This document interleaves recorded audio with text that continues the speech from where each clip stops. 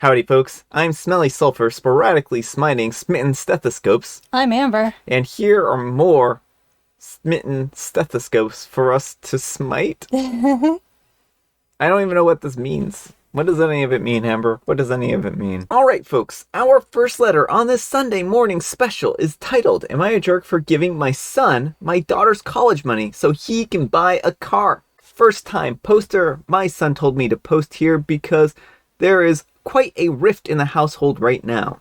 Here are the key details that you need to know. My son, 23, has always worked very hard, and earlier this year he purchased a GMC for $30,000. This was a big deal to him because before that he was still driving the old Chrysler that he got after his grandmother passed away.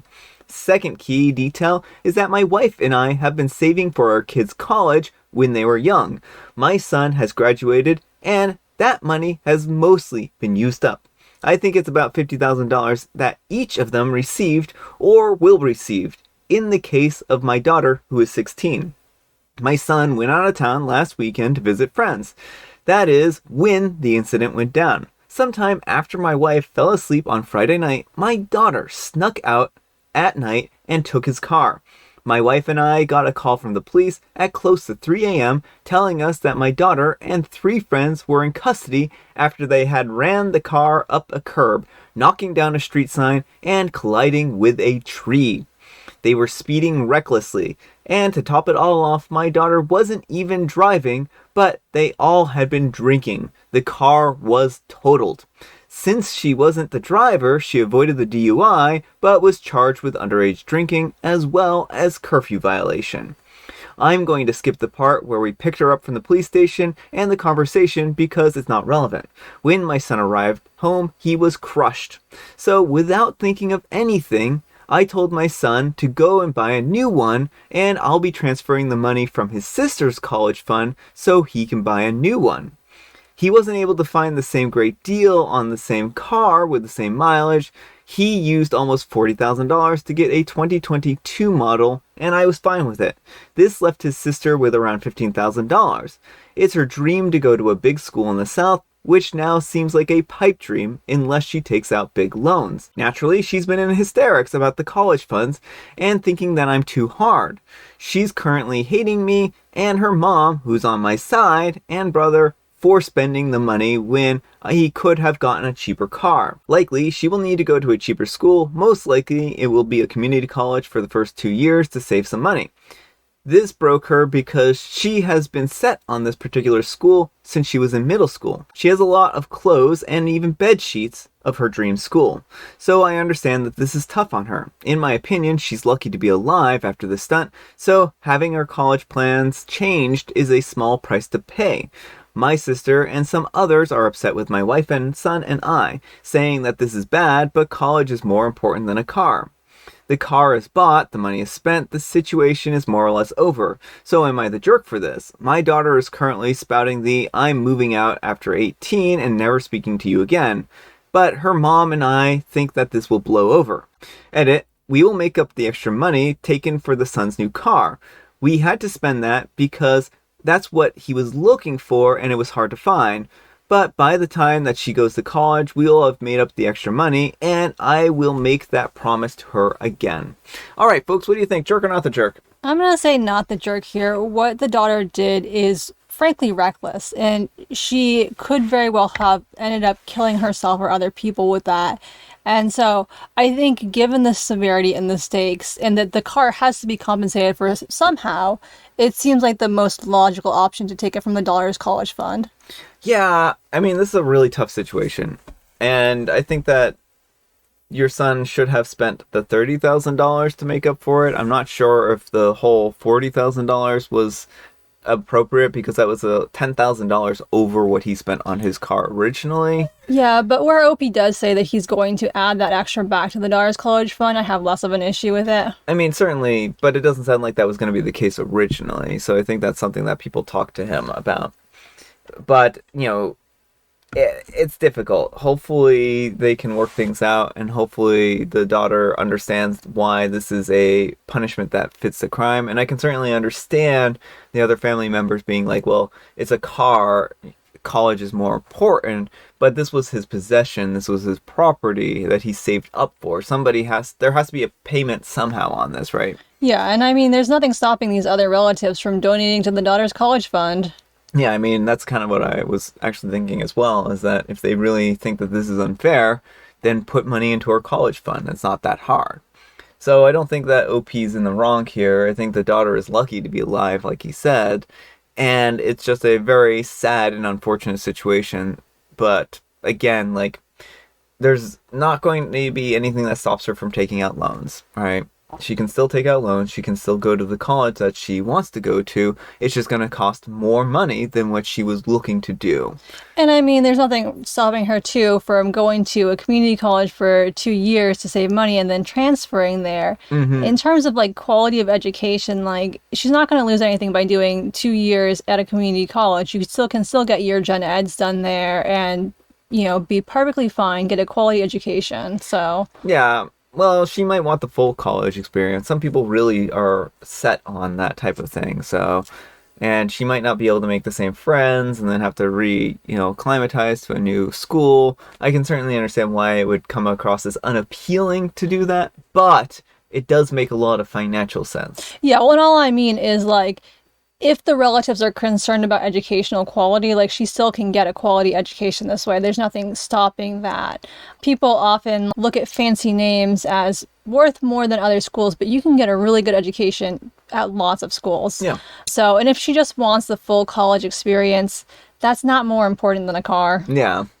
But let me know what you folks think. So anyhow, take care and good luck. And Live to Run 13 says, not to jerk, but please have your son report the car as stolen for his own safety and so that maybe your daughter might actually learn something. And OP replies, if we do that, then isn't that all but ensuring that the sister gets a felony charge?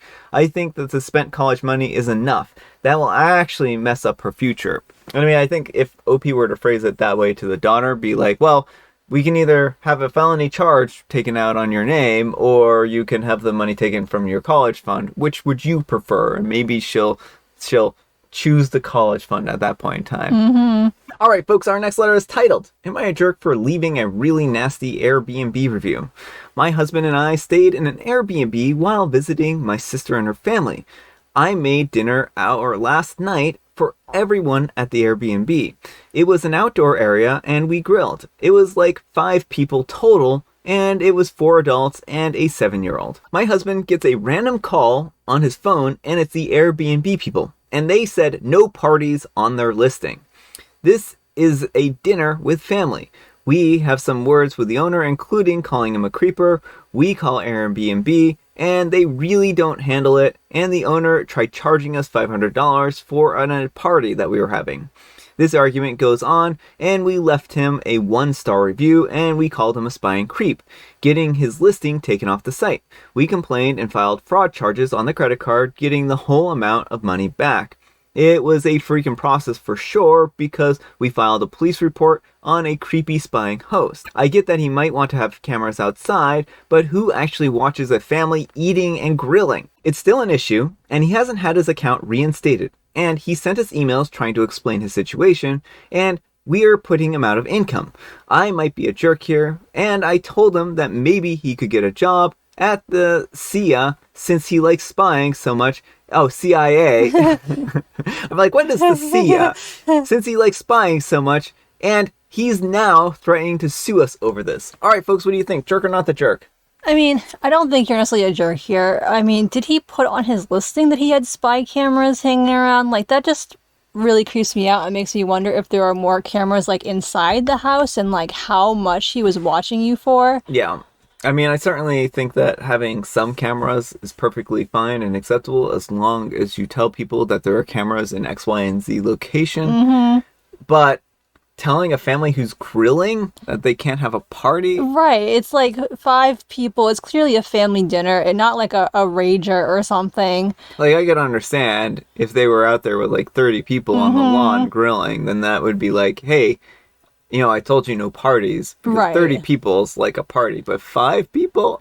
That's a family, right? Yeah, and then trying to charge them $500 for having a few people over to grill. Yeah. Like, that's the problem with things like Airbnb is they can tack on all these random fees and charges, and it's just not a good situation. And if he's gonna scam people, then he shouldn't be running an Airbnb. Yeah. That's my thoughts, too. So let me know what you folks think. So anyhow, take care and good luck. And JRM1102 says, everyone's in the wrong. 5 people isn't a party. He needs to chill with that. But holy cow, you need to calm down. If he has a camera outside of his property, that's totally fine. But for all you know, the neighbors told him. Or it was a doorbell camera. You are taking this too far. Edit, OP confirms that this was an outdoor camera. And Tulip718 says, agreed, the police report was a bit much. And OP replies, I needed it to dispute the charges. And I mean, that's really putting OP into a bad position, right? And I can understand, like, them needing to file a police report in order to get the credit card charges taken off. Right, especially after he charges $500 extra for a grilling party with 5 people. Yeah, I mean, I think if anything, this shows that Airbnb needs a better arbitration process.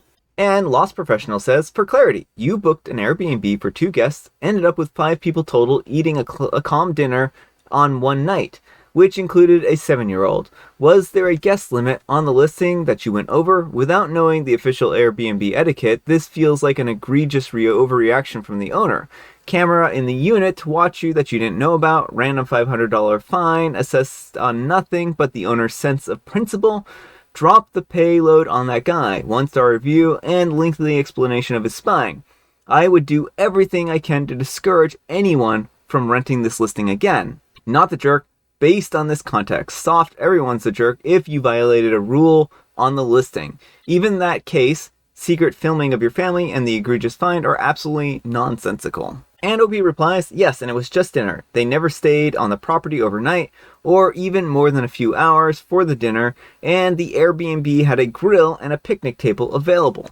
So I guess you're not supposed to see people, period, when you're visiting a location with Airbnb. Yeah, you can only have a picnic with the people you brought. How dare you have friends, OP? How dare you? All right, folks, it is tea time. Grab your beverages of choice. I've got some tea right here, and Amber's got a joke. I have keys, but no locks. I have space, but no room. You can enter, but can't go outside. What am I? You're a piano, Amber. I don't think that quite works. It does. You have keys, but no locks. Sure. Piano. I have space, but no room. Inside the piano, there's space. But that could also be room. But there's not then. really any room in it, right? Like, you're not going to put your luggage in a piano, Amber. I'm putting all of Barbie's luggage inside the piano. No, yeah.